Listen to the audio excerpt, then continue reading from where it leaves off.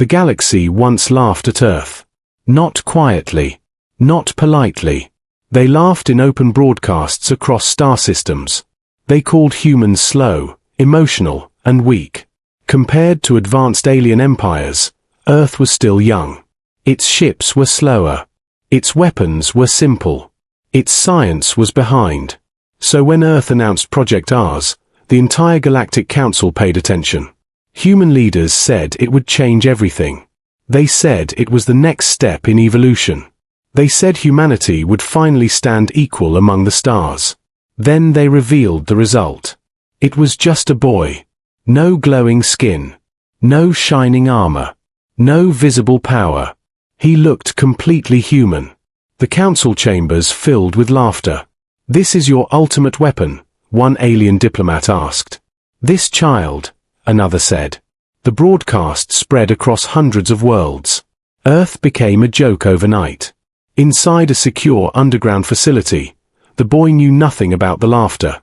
He only knew cold metal walls, bright lights, and endless tests. Scientists observed him every day. They tested his strength. Normal. They tested his speed. Average. They tested his intelligence. Slightly above normal, but nothing special. Some researchers defended the project. They said the changes were internal. They said evolution takes time. But funding began to disappear. Politicians grew embarrassed. The name Project Ars slowly became something people avoided saying. The boy grew older. He was never given a real name. Only a code, A01. He watched the scientists carefully. He listened more than he spoke. He noticed how they stopped smiling when test results came back. He noticed how guards whispered when they thought he could not hear. One day, he asked a simple question. Was I supposed to be something else? No one answered him directly. Years earlier, Earth had discovered a strange alien pod buried inside an ancient crash site on the dark side of the moon. Inside the pod was biological material unlike anything humans had ever seen. It was alive, but not fully formed. Human scientists made a choice. They combined it with human DNA. They believed they were creating the future. Instead, they created A01. And he appeared normal. By the age of 16, the project was nearly shut down. Many leaders believed it was a waste of time and money. Earth still had powerful enemies in space. Resources were limited. Then everything changed. Without warning, a massive alien warship entered Earth's orbit. It did not fire. It did not send attack drones. It simply waited. Global defenses activated. Military fleets prepared for battle. Panic spread across major cities. Then a single transmission arrived. One request. One sentence. Send out the hybrid. The world froze. How did they know? Inside the facility, alarms began to sound. Scientists rushed through hallways. Soldiers took defensive positions. A01 stood alone in his room, staring at the red emergency lights flashing on the walls. He felt something strange in his chest. Not fear. Recognition. Minutes later, the warship opened. A small shuttle descended toward Earth. From it stepped a tall alien warrior, covered in dark armor marked with ancient symbols. Her presence was calm but powerful. She did not look confused. She did not look angry. She looked certain. World leaders demanded answers. She gave only one. I am not here to attack. Her voice was steady. I am here for my son. Silence spread across every control room on Earth. Inside the underground base, A01 slowly lifted his head. He had never seen this alien before. He had never left the facility. He had no mother. And yet, deep inside, something told him this was not a mistake. The warrior looked toward the facility's hidden entrance, as if she could see through miles of rock and steel. Bring him to me, she said calmly. And for the first time since Project Ars began, the galaxy stopped laughing. Because the failed experiment was no longer a joke. It was a question. And the answer was about to change everything. The underground base was silent. Guards stood in long metal halls. Scientists whispered to each other. No one understood what was happening. Above them, the alien warship remained still in Earth's orbit. It did not move. It did not attack. It waited. Inside the main control room, world leaders argued. It could be a trap, one general said. Or she could destroy us if we refuse, another answered. They had no good choice. Finally, they agreed to bring A-01 to the surface. In his room, the door slowly opened. 2 soldiers stood outside. It's time, one of them said. A-01 nodded. He did not resist. He did not ask questions. As he walked through the hallways, he noticed something strange. The scientists were not looking at him with disappointment anymore.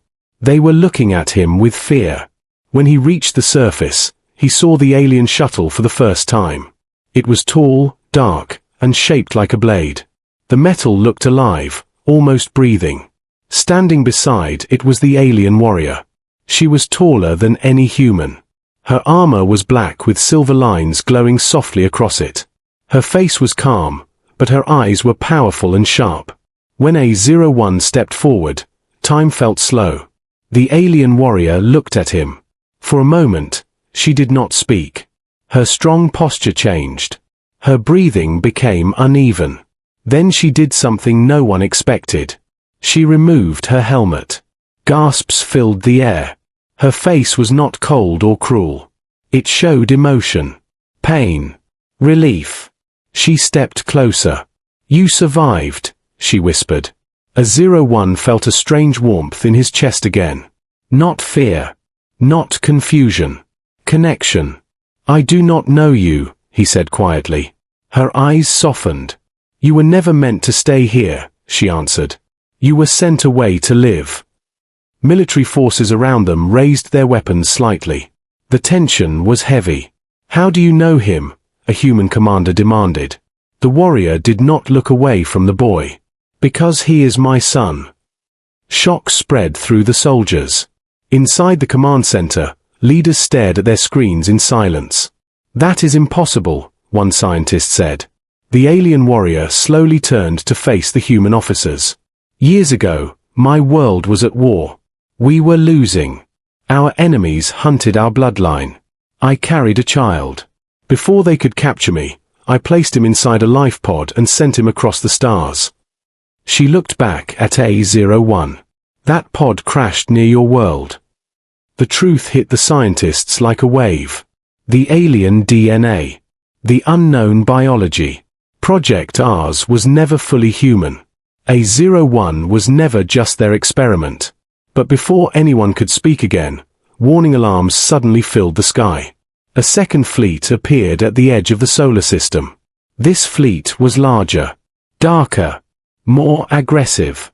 Unlike the first ship, these vessels powered their weapons immediately. The alien warrior's expression changed from emotional to serious. They found us, she said. Who found you? The human commander asked. My enemies, she answered.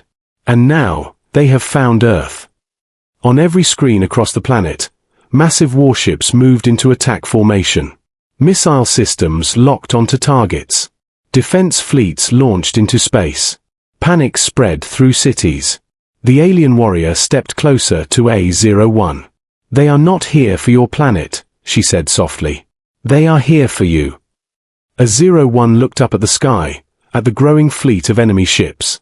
For the first time in his life, he understood something clearly. He was never a failure. He was never a mistake. He was the reason a war had followed him across the stars. And Earth was now standing in the middle of it. The enemy fleet sent a single message. Surrender the hybrid, or your world will burn. Silence covered the battlefield of space. And every eye turned toward the boy they once laughed at.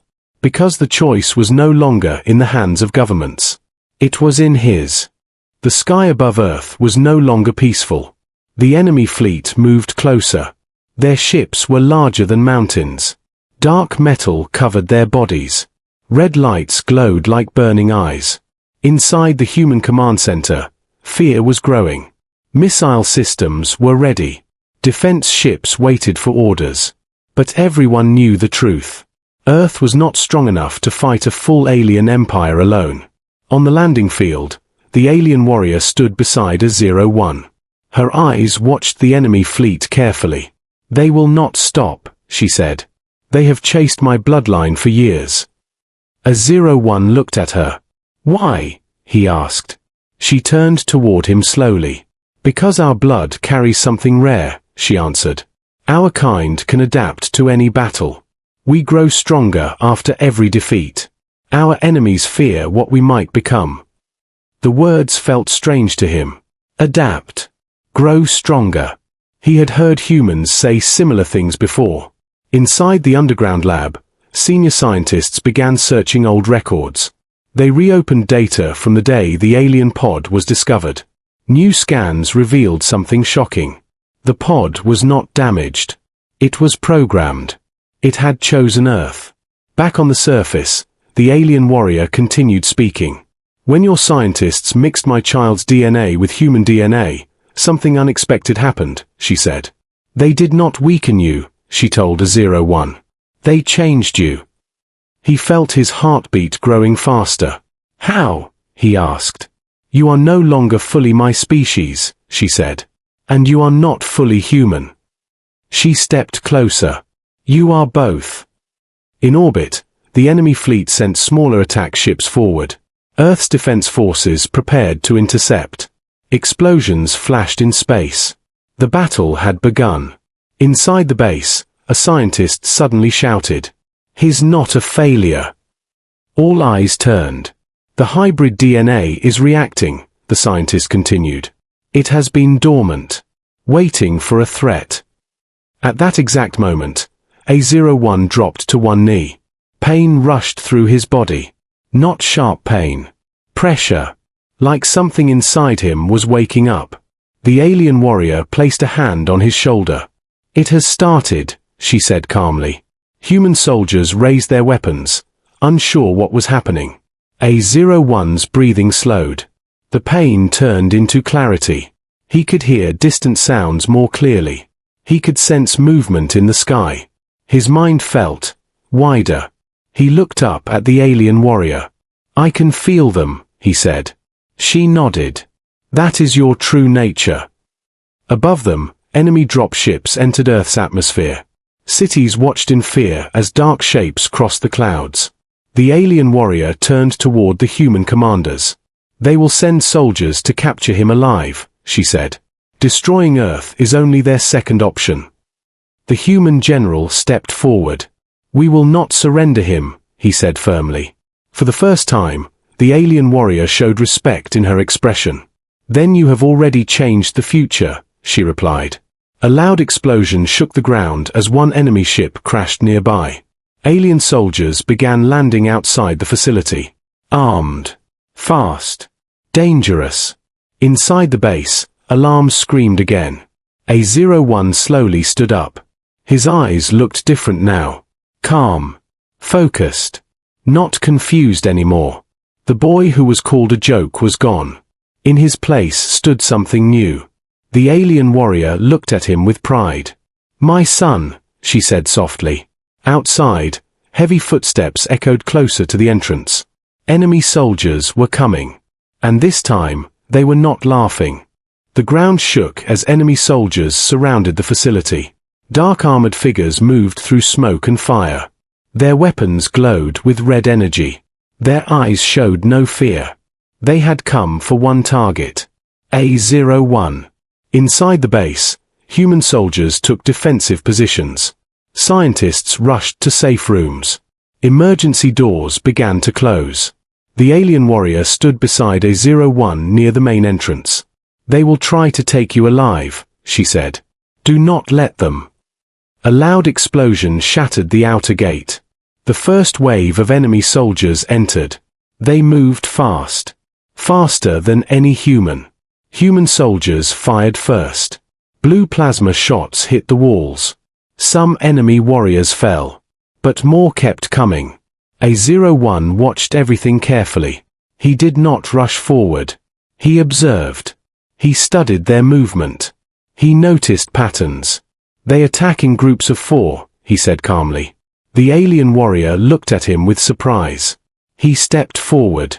The first enemy soldier aimed at him and fired. But A-01 moved before the shot reached him. Not with wild speed. With perfect timing. He grabbed the soldier's weapon and twisted it aside. The movement was smooth. Controlled. The enemy warrior fell. Human soldiers stared in shock. This was not the weak boy from the lab. More enemies charged toward him.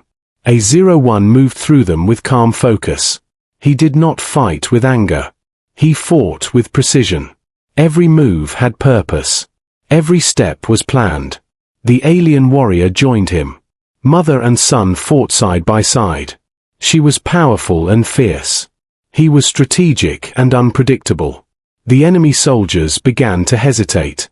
Above the battlefield, human commanders watched live feeds. He's learning in real time, one scientist said.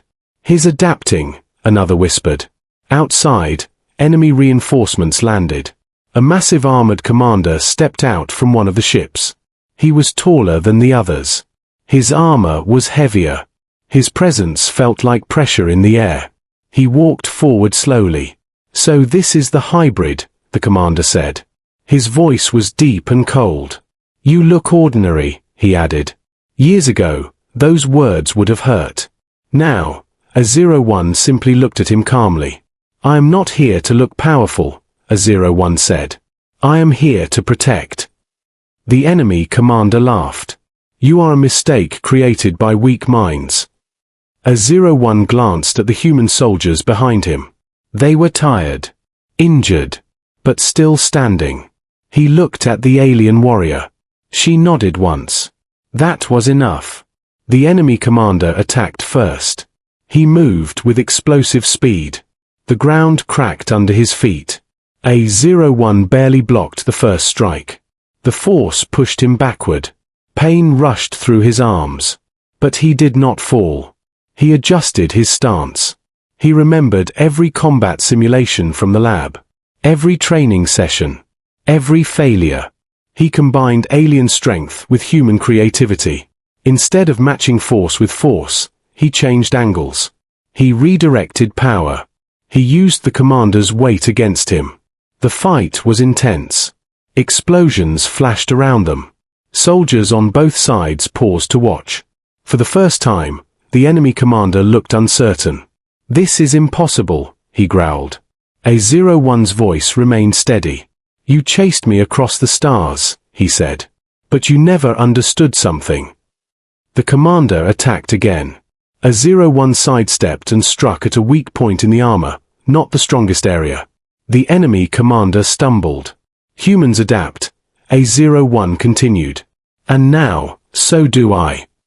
The battlefield fell silent for a second. The enemy fleet in orbit began preparing a larger attack. The commander stood up again, angry and wounded. This is not over, he said. High above Earth, massive weapons powered up. The real battle was just beginning. And this time, humanity was no longer laughing. They were ready. The sky above Earth turned dark. Enemy warships moved into final attack position. Their main weapons began to charge. Red light filled space like a rising storm. Inside the command center, human leaders faced the hardest decision of their lives. If they did nothing, Earth would burn. If they attacked, they might lose everything. On the battlefield outside the facility, A-01 stood facing the wounded enemy commander. Smoke covered the ground. Human soldiers stood behind him. Injured, tired, but unbroken. The alien warrior stepped beside her son. They will destroy the planet if they cannot take you, she said quietly. A-01 looked at the burning horizon. This is my fault, he said. The alien warrior shook her head. No, she replied. This is their fear. Above them, a deep voice echoed from the enemy flagship. Surrender the hybrid now. This is your final warning. Silence followed. Inside the command center, a young human officer spoke. What if we combine everything, he suggested.